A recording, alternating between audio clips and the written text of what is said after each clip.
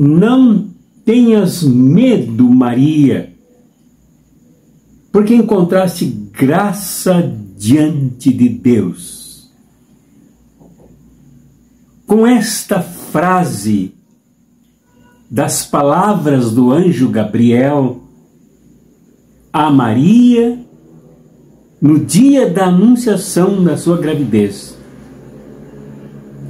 saúdo e acolho a cada um e a cada uma de vocês com os votos de que a graça de Deus que atua em nós seja expressiva e forte também em ti. Bem-vindo, bem-vinda. Refletiremos o Evangelho daqui a pouquinho com base em São Lucas, no capítulo 1, do versículo 26 ao versículo 38. Um texto muito conhecido, mas cujo conhecimento e memória popular podem ser armadilhas, nos impedindo de examinar, de refletir sobre o texto e perdermos riquezas que, graças à pesquisa bíblica e teológica, são descobertas e apresentadas em reflexões deste porte. Então leiam, por favor, compartilhem aí, se estiverem juntos, algumas pessoas, se veem por celular, por notebook, por computador, por telão, por televisor. Não se neguem a ler esse Evangelho e a meditar nele, principalmente nesta conjuntura dramática que nós vivemos agora em nosso mundo. Leiam aí e refletiremos logo após a vinheta, em nome do Pai, e do Filho, e do Espírito Santo. Amém.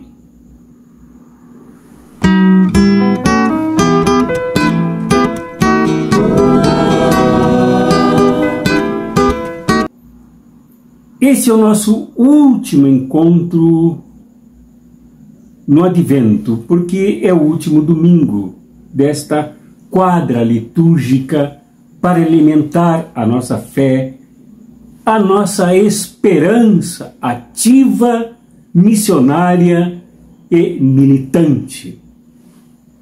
Este é o último domingo que cai justamente no 24 de dezembro de 2023.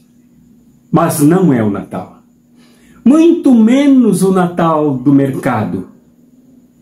Por exemplo, simbolizado pela propaganda daquela bebida, daquele refrigerante, que cinicamente colocou na mesma festa para comemorar o Natal desse refrigerante, deste mercado, com um proprietário rural criminoso, bandido, escravagista, machista e excludente, inimigo dos pobres.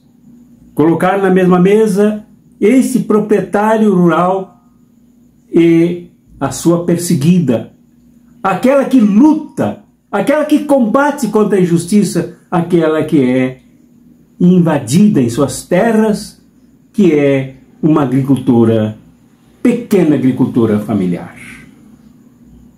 Não, esse aqui não é o Natal deste modelo desumano, injusto, opressor e cruel.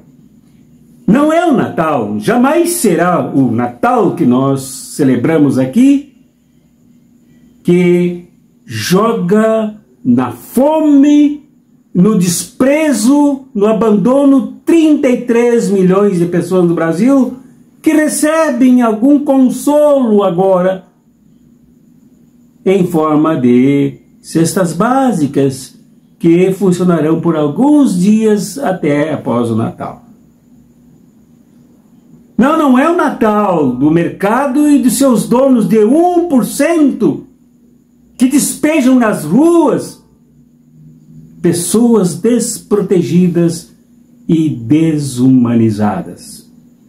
Não é o Natal do mercado, tanto comércio quanto indústria, que espatifa o planeta Terra, exaurindo-o até a última gota de sua riqueza.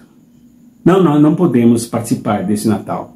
Esse Natal é cínico, esse Natal é hipócrita, esse Natal do Feliz Natal dos que nada sabem sobre a felicidade dos outros e nem a desejam, nem lutam por ela, não é o nosso Natal.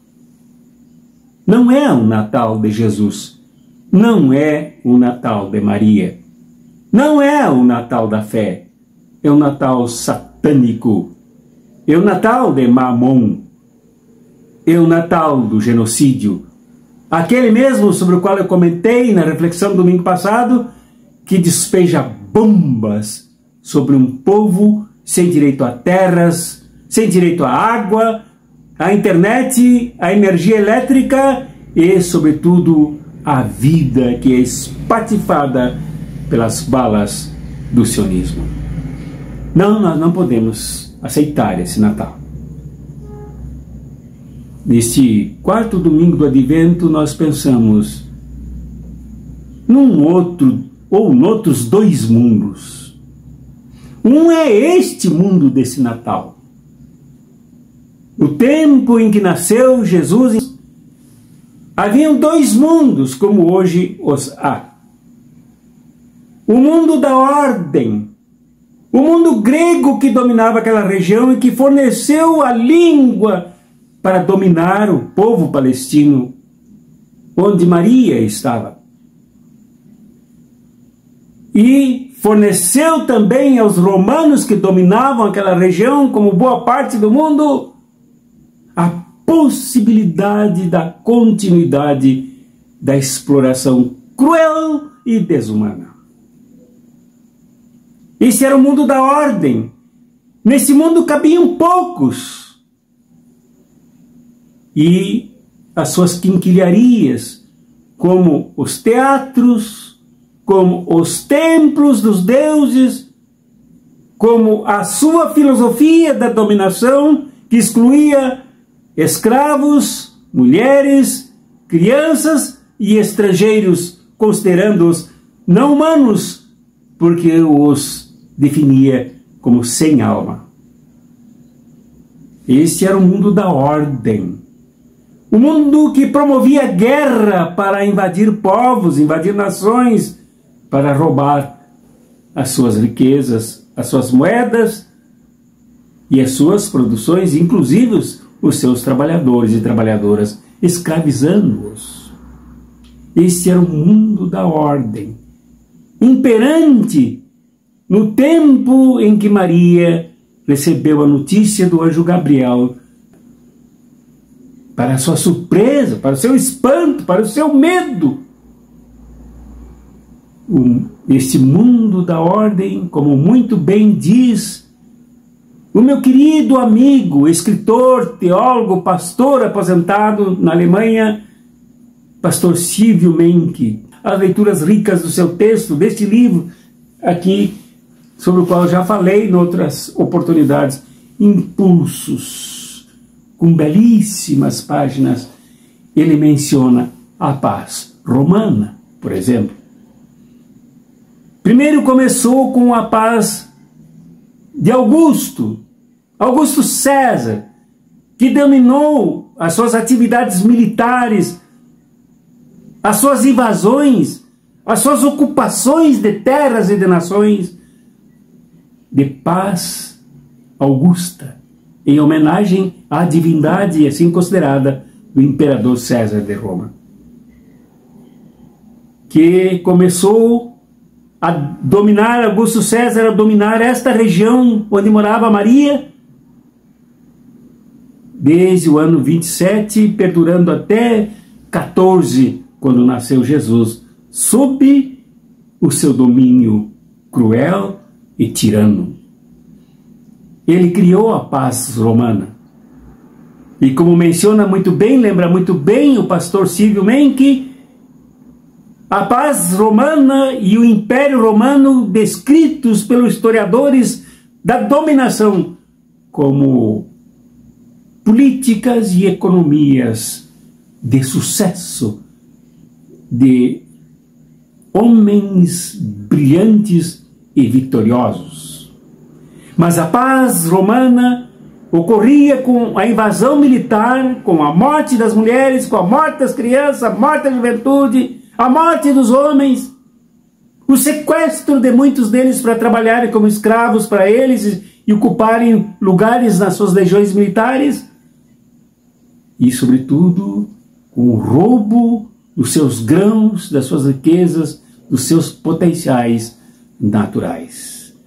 Depois que destruíam um povo que tentava resistir, aí eles chamavam a destruição promovida, que calava como silêncio dos resistentes, eles chamavam de paz augusta. Paz, depois paz romana. Era este o mundo da ordem, era este o mundo que dominava na época em que Maria recebeu a notícia. E esse mundo da ordem privilegiava principalmente as cidades. Naqueles tempos, a própria Grécia tinha em cada cidade grega um estado independente. Tal a importância da Grécia, também odiada por Sócrates, que odiava as suas cidades. Os discípulos de Sócrates odiavam as cidades, principalmente Atenas, que mataram o seu mestre. Jesus também não tinha nenhum gosto pelas cidades, e ele denunciou isso, sobretudo, quando mostrou que Jerusalém matava os seus profetas e criava os seus mártires. E que ele tantas vezes tentou juntar o povo como a galinha reúne seus pintinhos debaixo das asas. As cidades faziam parte da estrutura, das colunas, da ordem, de um mundo onde cabiam poucos, um mundo dominado por poucos, o mundo da espiritualidade dos exploradores. Não foi para esse mundo que Deus mandou o anjo Gabriel conversar com Maria, receber as interpelações de Maria, as perguntas de Maria, os medos de Maria, os receios de Maria, mãe do Senhor. Não. Deus mandou o anjo Gabriel para o mundo da desordem, para o mundo do caos, para o mundo dominado, para o mundo sangrento, para o mundo injustiçado, para o mundo pisado pelas botas dos que mandavam no mundo da ordem. Neste mundo da ordem, não importava o anjo da desordem, esse mundo do caos, esse mundo de baixo, esse mundo inferior, onde não há uma cidade, mas uma cidadela, um povoado, com poucas pessoas trabalhando e habitando essa região. Esse mundo que não privilegia os ditos intelectuais da ordem, mas os beduínos, os camponeses, os trabalhadores das campinas e das montanhas, como hoje ocorre ainda na Palestina. Nesse mundo de baixo, lá estava Maria, em Nazaré, desconhecida até mesmo pelas letras sagradas da Escritura do Velho Testamento. Mas lá estava Maria, e neste mundo, acossado pelo mundo da ordem, mundo do caos, onde não importava se esta moça era casada ou não era casada. Não importava se José tivesse que dar explicações e correndo riscos de ver a sua mulher apedrejada por descumprir a lei dos que mandavam no mundo da ordem, no mundo superior, no mundo tirano. Aqui Maria quebra, ou melhor, próprio Deus através do anjo Gabriel, e anjo na Bíblia, começando pelo Velho Testamento, Antigo Testamento, é a própria representação divina. O próprio Deus quebra todas essas desordens. Quebra o mundo da ordem, o mundo da dominação, escandaliza, escancara. E vai lá no mundo do caos, da desorganização social, estabelecida e criada pelo mundo da ordem, para encontrar com uma guria, com uma adolescente, no entanto sábia, no entanto perguntadora. Lucas, capcioso, inteligente, filósofo grego, teólogo,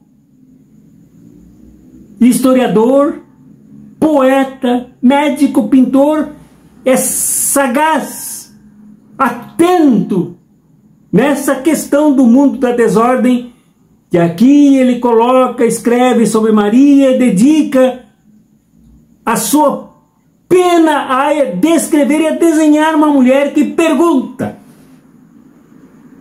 uma mulher que pensa, uma jovem que se inquieta,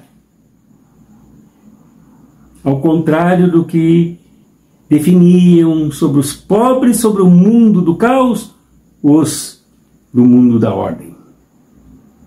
Aqui, quando o anjo se dirige a Maria, ele não se dirige a uma celebridade, ele não se dirige a uma figurona, um figurão do mundo da ordem, mas a Maria, e a caracteriza da seguinte maneira: o anjo entrou onde estava Maria e disse: alegra-te, cheia de graça, o Senhor está contigo. Uma menina de 14 ou 15 anos, cheia de graça neste mundo da desordem, do caos, da injustiça e da desumanidade. Ali se encontra Maria, cheia de graça e chamada a se alegrar. Mas se alegrar por quê? Porque ela era conclamada pelo anjo Gabriel a saber que estava grávida. E aí, como eu disse, Maria se perturba.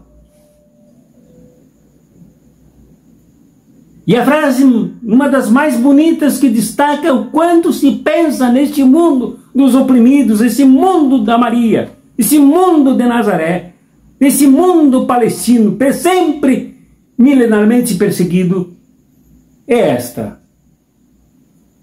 Então Maria ficou perturbada com essas palavras e começou a pensar qual seria o significado da saudação. Aqui, uma mulher pensa no significado das coisas, mesmo que seja de um anjo. Não se deixe iludir, não se deixe enganar, porque esse é um mundo também onde há enganações, onde há enrolações, onde há os mensageiros do mundo da ordem. Aqui ela se perturba, mas pensa no significado das palavras. E arranca do anjo, como que obriga o anjo a responder com as palavras que eu li aqui no começo. Não tenhas medo, Maria, porque encontraste graça diante de Deus. Ora, este mundo patriarcal, ora, este mundo dominado pelos homens dos impérios, aqui esta mulher é chamada porque ela é plena da graça de Deus. Não é sedução do anjo. Aqui não se seduz. Aqui o anjo não seduz. Aqui o anjo não faz assédio. Aqui o anjo reconhece a graça de Deus numa mulher. E incentiva esta graça de Deus. E a graça qual é? Eis que conceberás e darás à luz um filho, a quem porás o nome de Jesus. E Jesus, que é um nome grego, que vem do hebraico Josué, quer dizer Javé que age, Javé que vem para salvar, Javé, Salvador, Deus Salvador, está dentro da casa de Maria. Ele será grande, não de acordo com a grandeza do mundo da ordem, não na medida da grandeza do Augusto César e as suas espadas e legiões, na cultura da dominação. Não, ele será grande, será chamado Filho do Altíssimo, e o Senhor Deus lhe dará o trono de seu pai Davi. E esse Davi mencionado aqui não é aquele da estrela do sionismo, mas é o Davi pastor de ovelhas, arrancados do mundo do trabalho para liderar um povo em busca da construção de um sistema que promovesse a justiça, como muito bem falam os profetas sobre esse projeto. Ele reinará para sempre sobre os descendentes de Jacó, e o seu reino não terá fim. Então Maria se inclui ao ouvir atentamente, ao interrogar atentamente, ao pensar atentamente neste reino como mãe do Filho do Altíssimo. Mas Maria, mais do que isto, ela adere à linha horizontal absolutamente necessária, absolutamente marca da fé.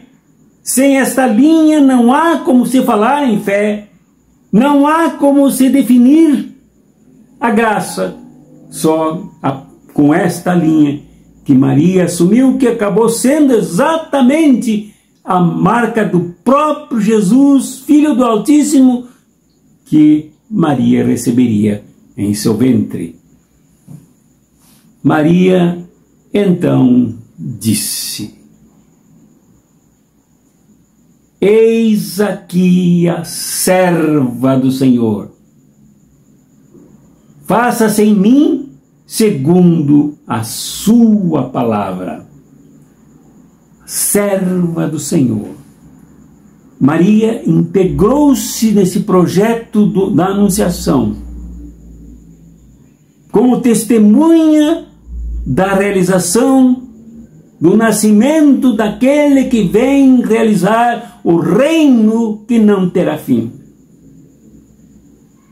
E tanto mais adiante, São Lucas descreve o programa, a plataforma, o projeto deste reino, como Mateus também a ele se refere no capítulo 5, quando menciona as bem-aventuranças.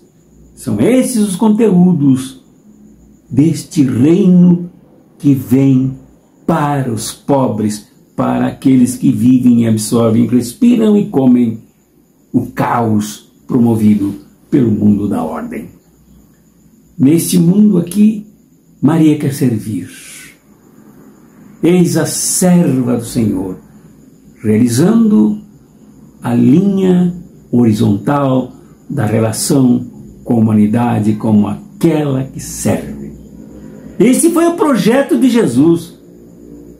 De acordo com São Marcos, ele disse: o Filho do Homem veio para servir e dar a sua vida em favor de muitos. Esse serviço implica em dar a vida, doar a vida, compartilhar a vida, entregar-se ao ponto de morrer. Só assim se derruba do trono, como cantou Maria, os poderosos, os do mundo da ordem. Mas é preciso servir, é preciso resgatar, é preciso salvar, é preciso planificar com a graça, com esta mesma graça em que era possuída Maria, os massacrados pelo mundo da ordem, da falsa ordem, os que são engolidos pelo caos desse mundo aqui extraviado. É preciso que eles se encham da graça pelo testemunho do serviço daqueles que veem o mundo como uma grande mesa, não para sentar em torno dela e se fartarem, mas para servirem aos que precisam sentar-se em torno desta mesa do reino. Esta é a reflexão, esta é a mensagem que vem da periferia, que vem de um povoado absolutamente insignificante do ponto de vista dos calendários da dominação, para mostrar que o mundo só pode mudar e o reino que não terá fim atuar plenamente na humanidade e no mundo, no universo, dos que servem, a partir dos que servem. Meu irmão, minha irmã, meu irmão, peço-te encarecidamente, liberta-te do Natal, da magia, dos que imaginam um mundo da ordem, colorido, musical, para enganar a ti e a mim. Meu irmão, minha irmã, liberta desses cumprimentos, desse Feliz Natal, dos que assim dizem da boca para fora, sem nada fazer pela felicidade dos que são esmagados pelo mundo da ordem. Meu irmão e minha irmã, ouve o que o anjo falou para Maria: não tenhas medo e te esvazies de todo o peso do medo que vem de cima, que te desclassifica, que me desclassifica, usando clichês, problema visual, a idade, isso e aquilo, não pode, não serve mais. Não aceitemos mais esses carimbos pregados em nossas almas, mas nos libertemos pela graça reconhecida em Maria e que pode ser reconhecida em nós. Engravidemo-nos deste reino que vem para nos levantar. Levanta-te, meu irmão, levanta-te, minha irmã, sacode a poeira do mundo da ordem para ajudar a derrubá-lo, descendo dos seus tronos os poderosos e exploradores que vivem à custa do teu medo, do teu achatamento e dos teus receios. Que a graça de nosso Senhor Jesus Cristo, que Maria acolheu e serviu em seu ventre e por toda a sua vida, que o amor de Deus, que é Pai, que é Mãe, que é anjo, que é guarda, mas que é aquele que conclama, e que a comunhão do Espírito Santo, que é a Santa Ruá que vem soprar-nos em nós, para que nós nos levantemos cheios de graça, para lutarmos na construção do mundo por onde passa o reino que não terá fim. Em nome do Pai, e do Filho, e do Espírito Santo. Amém.